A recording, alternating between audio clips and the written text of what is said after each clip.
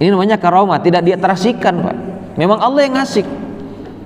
Begitu juga Syekh Ibnu Taimiyah, dijelaskan oleh murid-muridnya, banyak karomah ditulis oleh muridnya Imam Al-Hafidz Ibnu Abdul Hadi, Ibnu Qayyim.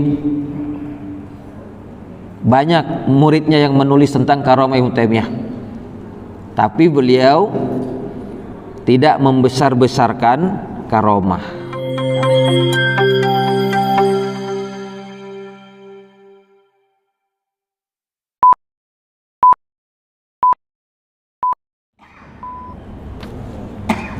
Assalamualaikum warahmatullahi wabarakatuh.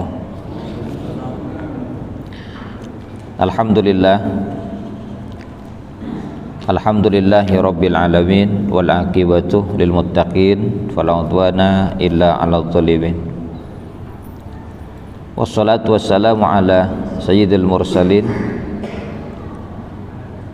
wa ala alihi wa sahabatihi ajma'in. Para jamaah, Bapak Ibu, para mustami'in, pada maghrib ini kita mari bersyukur kepada Allah dan bersalawat untuk Rasulullah sallallahu alaihi wasallam. Kita melanjutkan majelis tafsir dan masih membicarakan surat Al-Jin. Sampailah kita pada ayat yang ke-11. A'udzu billahi minasyaitonir rajim. Bismillahirrahmanirrahim. Wa anna minnas salihun wa minna duna dzalik. Wa anna, dan bahwa sanya kami, minna, dari kami, as-salihun, ada yang soleh, wa minna, dan dari kami, duna zalik, selain daripada itu. Kunna, adalah kami, tara'iqah, memiliki jalan, qidada, yang berbeda-beda. Wa anna, dan bahwasanya kami, dhananna, meyakini, kami meyakini, allan nu'jiza, tidak akan, sekali-kali tidak akan mengalahkan Allah fil ardi, di bumi, walan, dan sekali-kali tidak akan nu'jizahu, mengalahkannya, harabah, dengan cara berlari. Wa anna, dan bahwasanya kami, lama, ketika, sami'na, kami mendengar, al-huda, petunjuk, amanna, kami beriman, bihi, kepadanya. Faman, maka barang siapa, yu'min, beriman, bi rabbihi, kepada Rabbnya, fala yakhafu, maka tidak akan takut, bakhsan, dosa, wala rohako, dan kesalahan. Wa anna, dan bahwasanya kami, minna, dari kami, al-muslimun, ada yang muslimun, wa minna, dan dari kami, al-qasitun, ada yang berdosa. Faman, maka barang siapa, aslama, Islam, berislam, faulaika, maka mereka, taharrau, telah memilih, rasyadah, petunjuk. Wa amma, dan adapun al-qasituna, orang-orang yang berdosa, fakanu, adalah mereka, li jahannam, terhadap jahannam, hatabah, menjadi kayu bakar. Wa allawis taqamu, dan seandainya mereka beristiqomah, ala tariqati, di atas jalan, la asqainahum, pastilah kami memberikan kepada mereka, ma'an, air, ghadaqah, yang banyak, linaftinahum fihi, untuk kami menguji mereka padanya. Waman, dan barang siapa, yu'rid, berpaling, an zikri rabbi, daripada zikir kepada Rabbnya, yaslukhu, dia pasti menjalani, azaban, azab, su'adah, yang berat. Masih membicarakan tentang dunia jin. Karena dalam surat Al-Jin ada pengakuan bangsa jin yang oleh Allah diabadikan dalam firman-Nya surat Al-Jin. Di antara pengakuan bangsa jin, wa anna minas solihun, dan bahwasanya di antara kami ada yang soleh.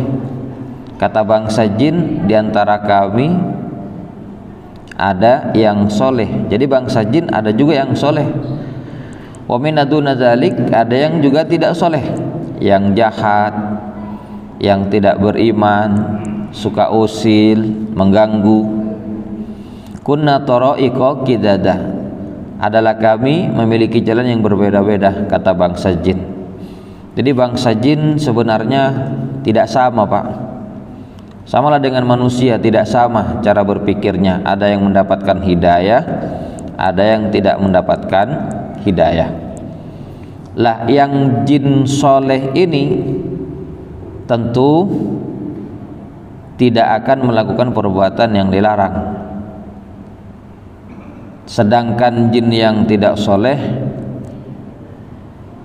berpotensi mengganggu.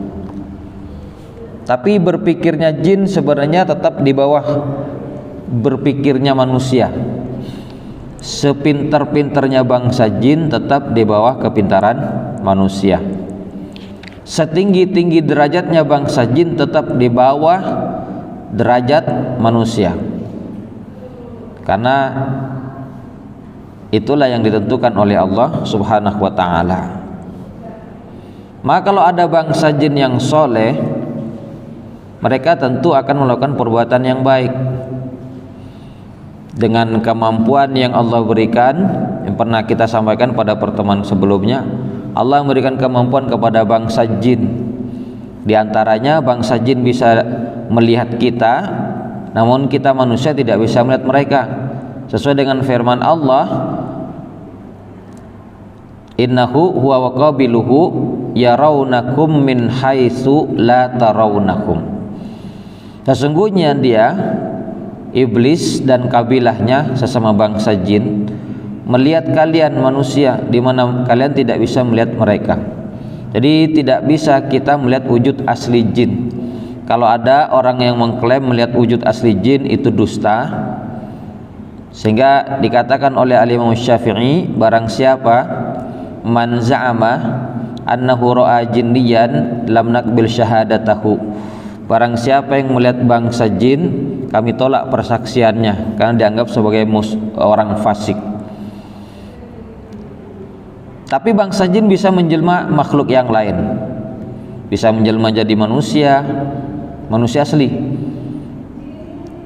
Bisa menjelma menjadi hewan atau penampakan makhluk astral seperti hantu-hantu. Tentu kalau jin itu menjelma makhluk lain, maka hukum yang berlaku kepadanya mengikuti makhluk yang dia menjelma. Misalnya menjadi ular. Kan dalam beberapa hadis Rasul sallallahu alaihi wasallam mengatakan jin bisa menjelma jadi ular, bisa menjelma jadi anjing hitam atau yang lainnya. Nah, kalau misalkan menjelma itu, maka hukum yang berlaku padanya sama. Dipukul sakit, dibunuh mati. Para jemaah sekalian, dalam satu riwayat ini menarik. Al-A'mash Al-A'mash di zaman ulama salaf namanya Imam Al-A'mash berkata, datang kepada kami jin. Dia merasakan ada jin. Fakultu lahu, aku bertanya kepadanya, ma ahabbu ta'ami ilaikum, makanan apa yang kalian suka? Berkata jin itu al-aruz, beras. Fa'atainahum bihi kan lagi bekanon ya. Bismillah.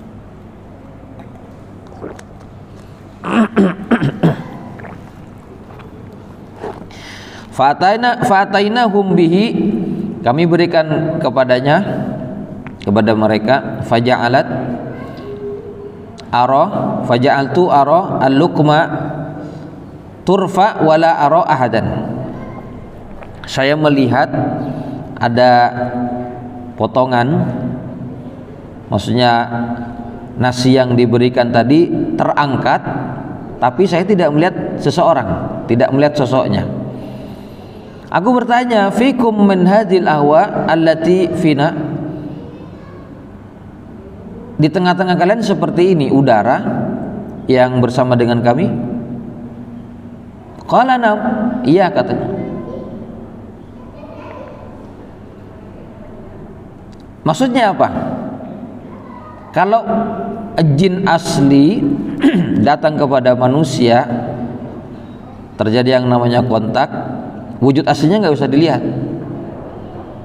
Tapi kalau dia menjelma yang lainnya bisa. Diceritakan oleh Imam Ibnu Qayyim, ada ulama soleh, dia dibantu oleh jin, dan jin itu menjelma jadi kucing, dan dia tidak merasakan selama beberapa lama dibantu oleh jin kucing. Setelah dia menyadari kucing itu adalah jin, baru kucing itu pergi. Nah, kalau memang jin itu soleh, tidak akan mengganggu manusia, tidak akan menciptakan kerusakan. Dan ada pengalaman menarik para jemaah sekalian. Kita mendengar, kita tahu ada seorang ulama yang bernama Syekhul Islam Ibnu Taimiyah. Beliau pernah ditangkap karena berbeda pendapat dengan mayoritas ulama pada saat itu. Ditangkap di Qol'ah. Ketika ditangkap, muncul sosok, wajahnya seperti Ibnu Taimiyah, pakaiannya persis, muncul di Turki. Sosok ini mengajar, berfatwa. Orang-orang menyangka itu adalah Ibnu Taimiyah, padahal orang aslinya di penjara. Di tempat lain muncul juga sosok Ibnu Taimiyah yang sedang memberi makan kepada orang-orang miskin, membantu memberi makan. Sedangkan di tempat lain, di gunung, muncul juga sosok Ibnu Taimiyah yang orang-orang awam itu bertabaruk dengan Ibnu Taimiyah, dengan badannya, memegang badannya bertabaruk. Kemudian orang yang menyaksikan setelah Ibnu Taimiyah keluar dari penjara bercerita, kami melihat ketika engkau di penjara, kami melihat engkau muncul sosok seperti engkau. Di mana? Di Turki. Dia berfatwa, dia mengajar. Apa jawaban Ibnu Taimiyah? La'allahu jinniyun. Dia jin dia. Ibnu Taimiyah mengatakan jin menyerupai dirinya. Kalau zaman sekarang dianggap apa? Karomah ya. Bisa mecah jadi banyak, sana ada, di sini ada, dianggap karomah. Ibnu Taimiyah tidak. Beliau katakan itu jin. Padahal beliau sendiri diceritakan oleh murid-muridnya banyak karomah yang Allah berikan kepadanya, banyak sekali karomah. Tapi beliau tidak mengatakan itu dirinya, tetapi itu adalah jin yang menjelma seperti dirinya. Lalu ada yang bercerita, kami melihat engkau, melihat sosok seperti engkau yang memberi makan kepada orang-orang fakir miskin. Kata Ibnu Taimiyah, itu jin yang baik, dia jin yang mencintaiku karena Allah, dia membantu kebiasaanku suka memberi makan kepada orang miskin. Lalu ada yang bercerita lagi, kami melihat sosok seperti engkau di gunung. Orang-orang awam minta bertabaruk, mengambil berkah dengan badanmu, megang badanmu. Kata Ibnu Taimiyah, itu setan yang memang sengaja ingin merusak keyakinan umat Islam orang awam. Kalau sekarang kan dianggap apa? Karomah. Padahal itu bukan karomah, itu setan.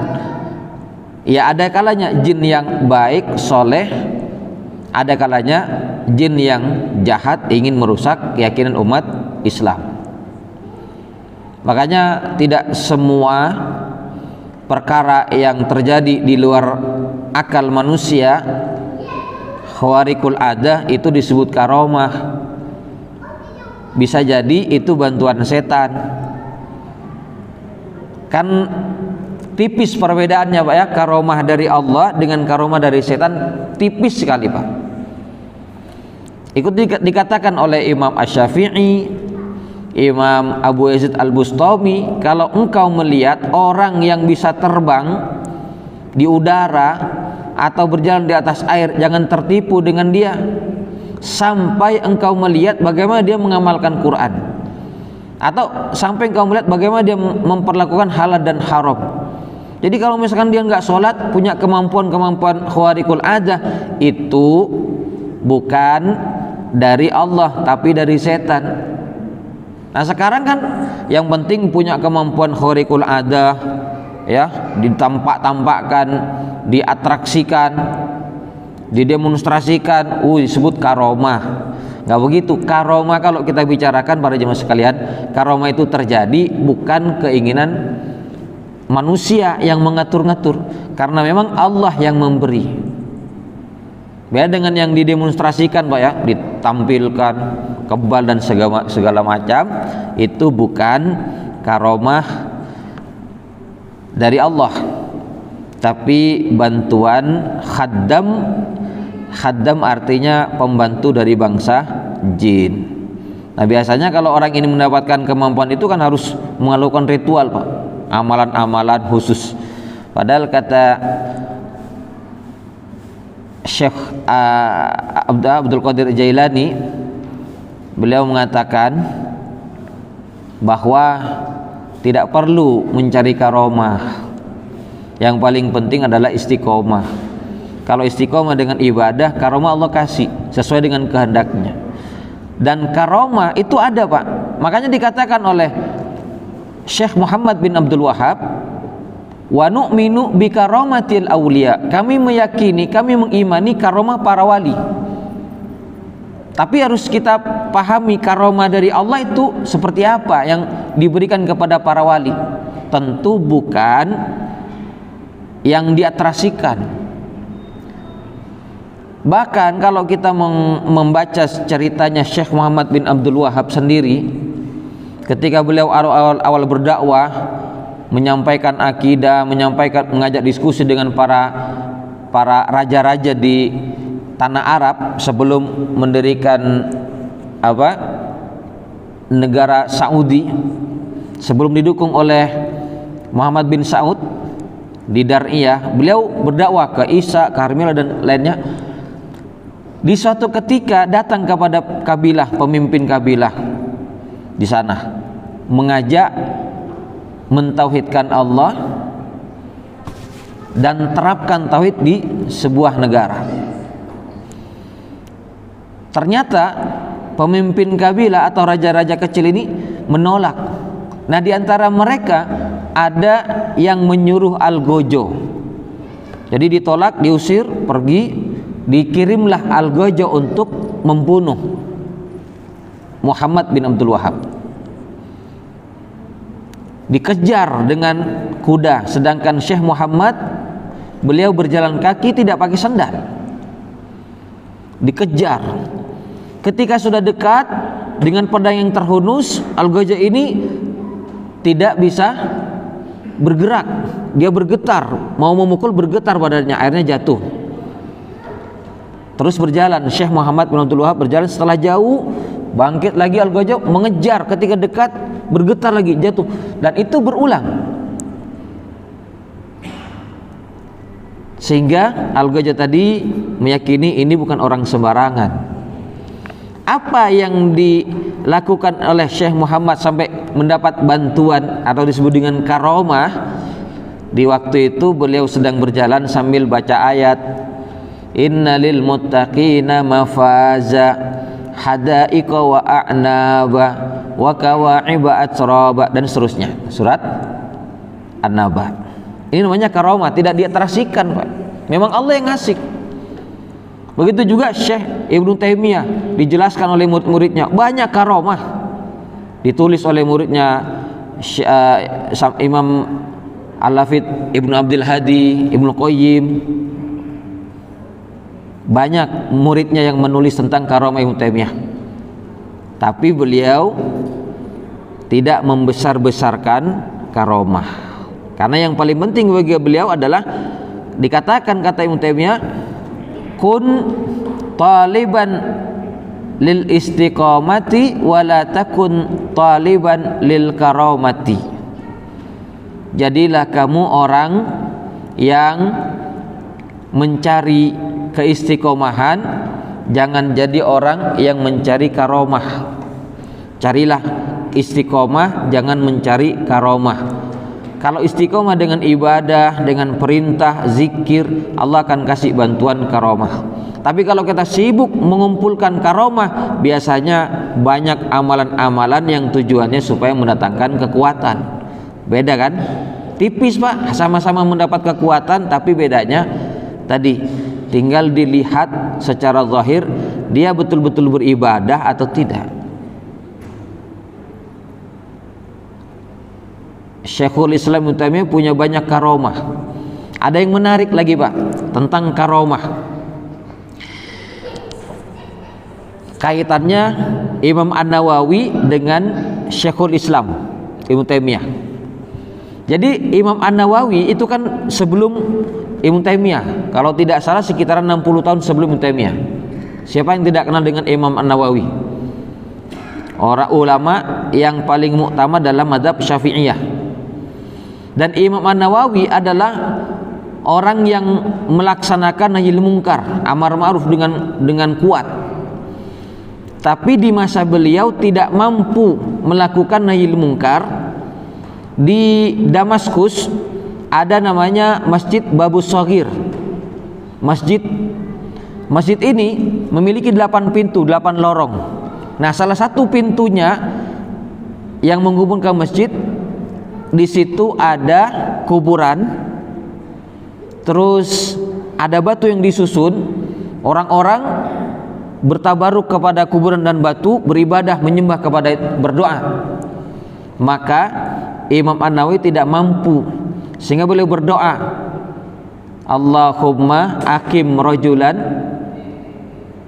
Allahumma, ya Allah, kirimlah seorang laki-laki yang menegakkan agamamu, yang menghancurkan kubur dan menghancurkan tiang atau batu yang disusun yang disembah. Karena di zaman Imam Nawawi tidak mampu menghapus praktek kesyirikan ini. Sampai akhirnya beberapa puluh tahun kemudian di zaman Ibnu Taimiyah, di suatu ketika Ibnu Taimiyah jalan-jalan dengan murid-muridnya dan mendapati di pintu masjid tadi banyak orang, sehingga bertanya, ada apa di sana? Wahai Syekh, itu adalah kuburan Raja Ja'dun ya, dan ada batu yang disusun disembah, tabaruk kepada benda itu.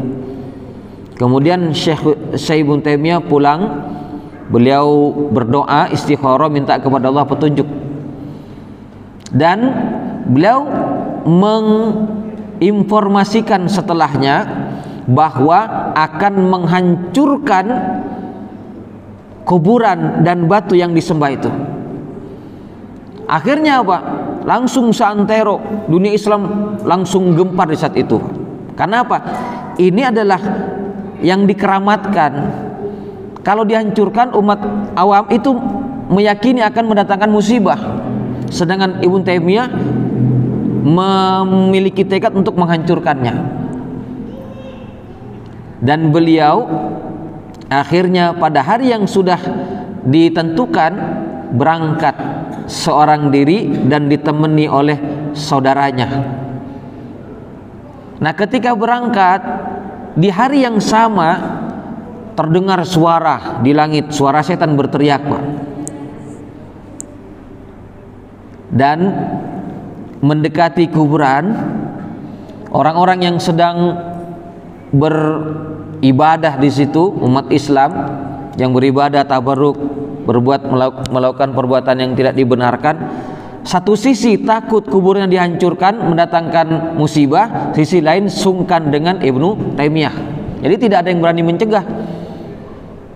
Maka diambillah alat, dihancurkan kuburan, dihancurkan batu, bukan kuburan bagian dalamnya ya, tapi bagian atas yang disembah itu, sambil beliau membaca ayat wa qul ja'al haqqu wa zahaqal batil innal batila kana zahuqa. Beliau baca ayat itu. Sejak saat itu umat Islam yang awam semakin benci kepada Ibnu Taimiyah. Yang menarik apa? Karomah. Imam An-Nawawi yang berdoa, Allah kirim sesuai dengan doa Imam An-Nawawi Ibnu Taimiyah untuk menghancurkan kuburan dan tiang yang disembah di Damaskus. Sedangkan setan-setan berteriak, kenapa? Setan yang ada di situ disembah senang, karena dihancurkan maka berteriak. Ini namanya karomah, Pak. Dan tentu kalau bicara karomah luas ya, banyak, menarik sebenarnya. Tapi kita kembali kepada ayat. Wa anna dhananna, kata bangsa jin mengatakan, dan bahwasanya kami meyakini allan nu'jizallaha, kami tidak akan mampu mengalahkan Allah fil ardi, di bumi. Walan nu'jizahu, dan kami tidak akan mampu mengalahkannya haraba, dengan cara berlari di bumi. Ini bangsa jin setelah beriman kepada Allah meyakini bahwa tidak akan mampu mengalahkan Allah. Wa anna lamma sami'nal huda, dan bahwasanya kami ketika kami mendengar al-huda, petunjuk, amanna bihi, kami beriman kepadanya. Faman yu'min bi rabbihi, maka barang siapa yang beriman kepada Rabbnya, fala yakhafu bakhsan wala rahaqa, maka tidak akan khawatir bertambah dosa dan kesalahan kalau imannya benar. Lalu kata bangsa jin, wa anna minal muslimun, dan bahwasanya di antara kami ada yang muslimun, wa minna, dan di antara kami juga al-qasitun, yang jahat. Jadi sama dengan manusia Pak ya, berdese beriman Islam, berdese jahat. Faman aslama, maka barang siapa yang berislam, faulaika, maka mereka taharrau, betul-betul mencari rasyada, petunjuk. Wa amal qasitun, adapun al-qasitun, orang yang jahat, jin yang mereka yang jahat, fakanu li jahannama hatabah, maka mereka menjadi kayu bakar untuk jahanam. Apa bentuk kejahatannya? Di antaranya merusak keyakinan umat Islam. Itu disebutkan di dalam surat An-Nisa. Innallaha la yaghfiru ay yushraka bihi wa yaghfiru ma duna dzalika liman yasha. Allah tidak mengampuni dosa kalau disekutukan, dosa syirik. Tapi Allah mengampuni dosa selain syirik. Wa may yusyrik billah faqad dhalla dhalalan ba'idah. Dan barang siapa yang menyekutukan Allah, dia tersesat sejauh-jauhnya. In yad'una min dunihi illa inasa, tidaklah yang mereka sembah selain Allah melainkan berhala. Wa in yad'una illa syaitanan marida, dan tidaklah yang mereka sembah berhala itu melainkan setan. Jadi zahirnya yang disembah adalah berhala. Orang-orang Arab jahiliyah waktu itu kan menyembah berhala.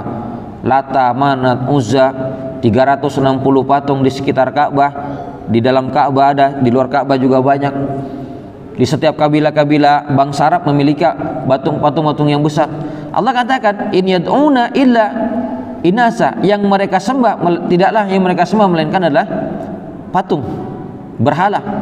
Wa in yad'una, dan tidaklah yang mereka sembah berhala itu illa syaitonan marida, kecuali setan. Karena memang setiap berhala mesti memiliki ada setannya.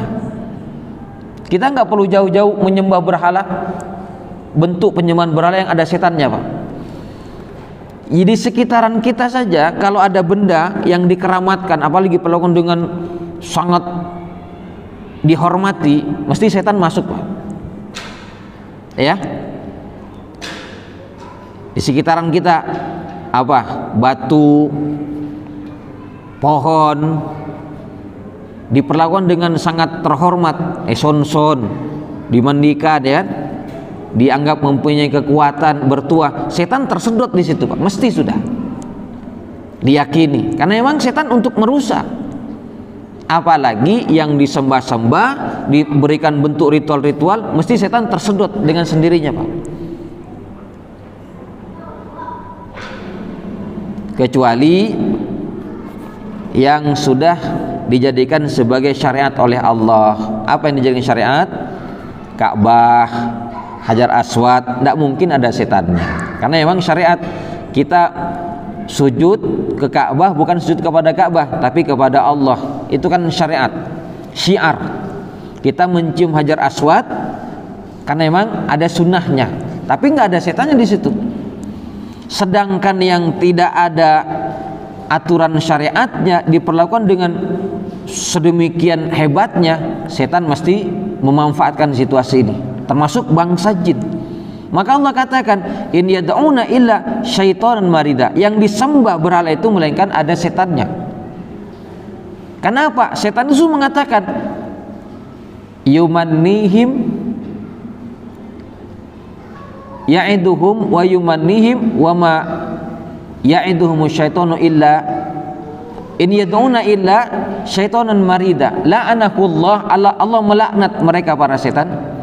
Wa qala, dan berkata setan, la'attakhidanna min ibadika nasiban mafruḍa, sungguh saya akan mengambil dari hamba-hambamu ya Allah bagian yang sudah ditentukan. Siapa yang dimaksud di sana di sini?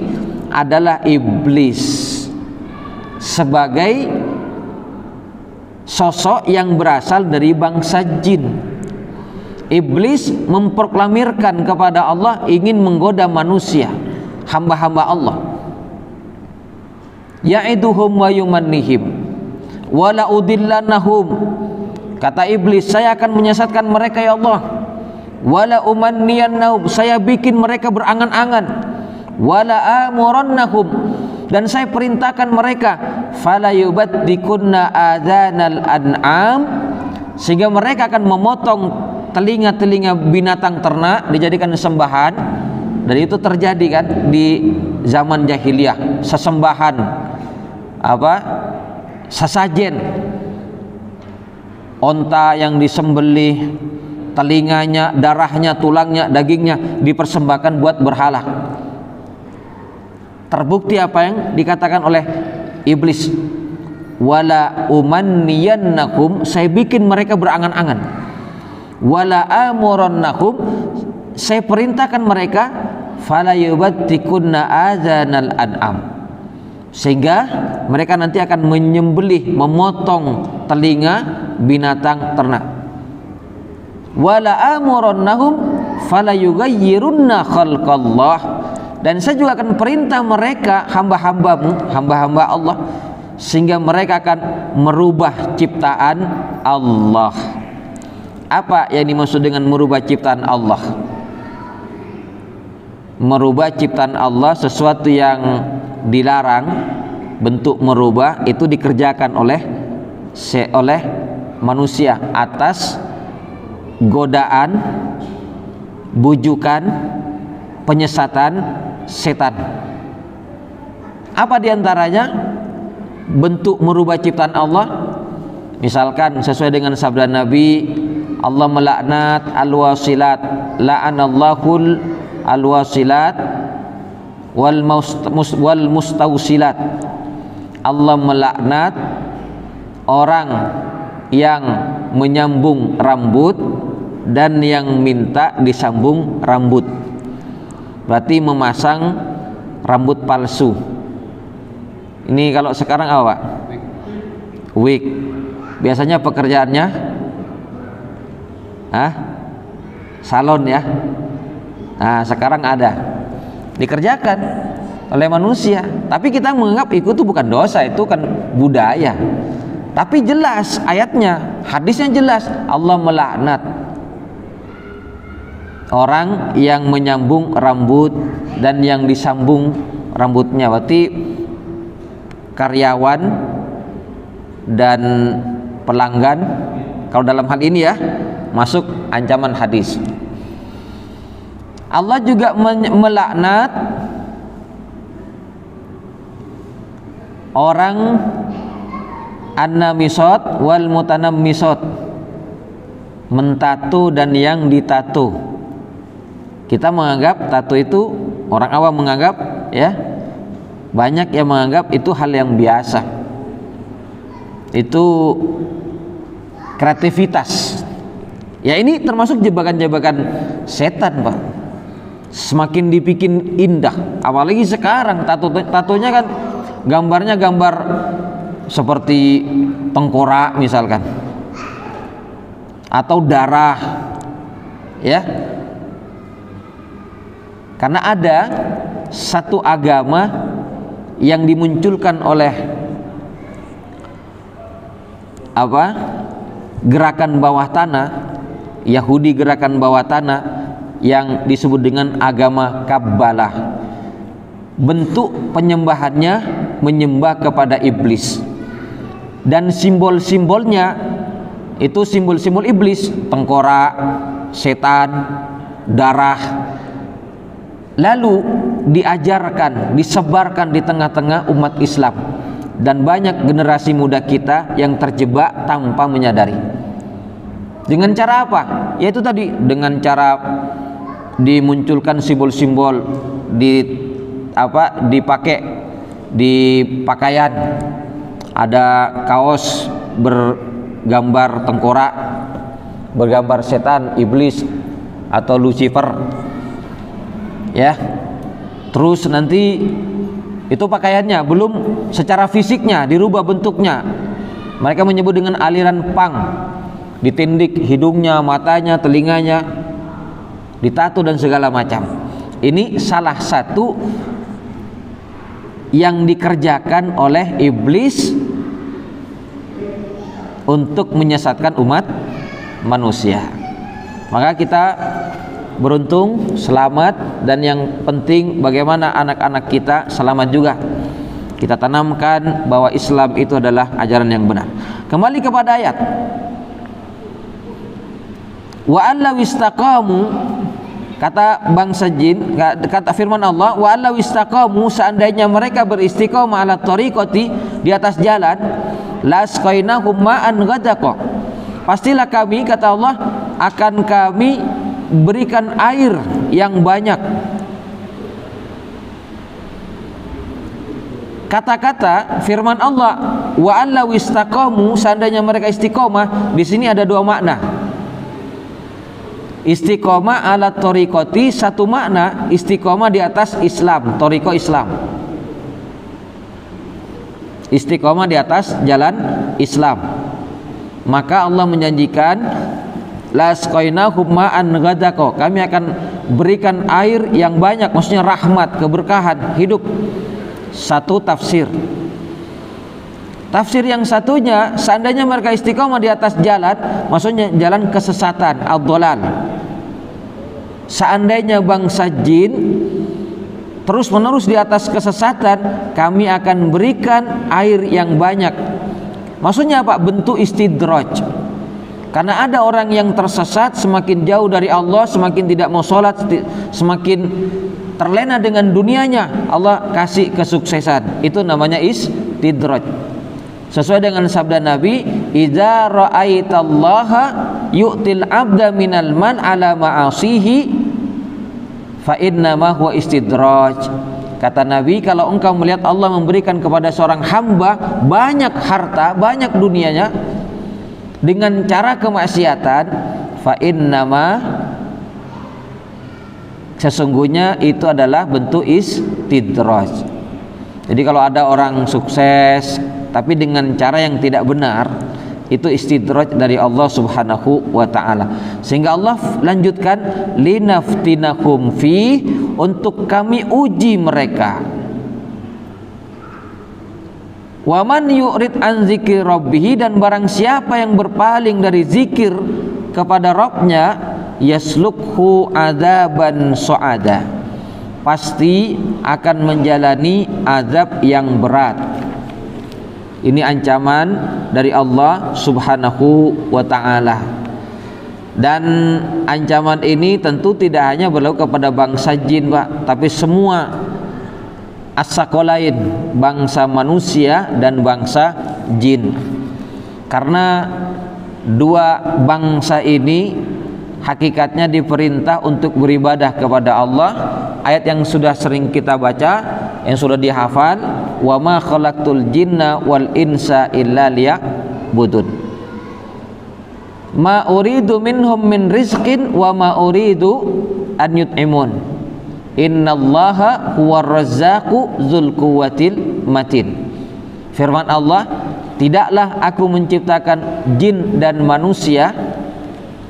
Jin dan manusia secara urutan disebut jin dulu baru manusia, yang berarti jin lebih dahulu daripada diciptakannya manusia.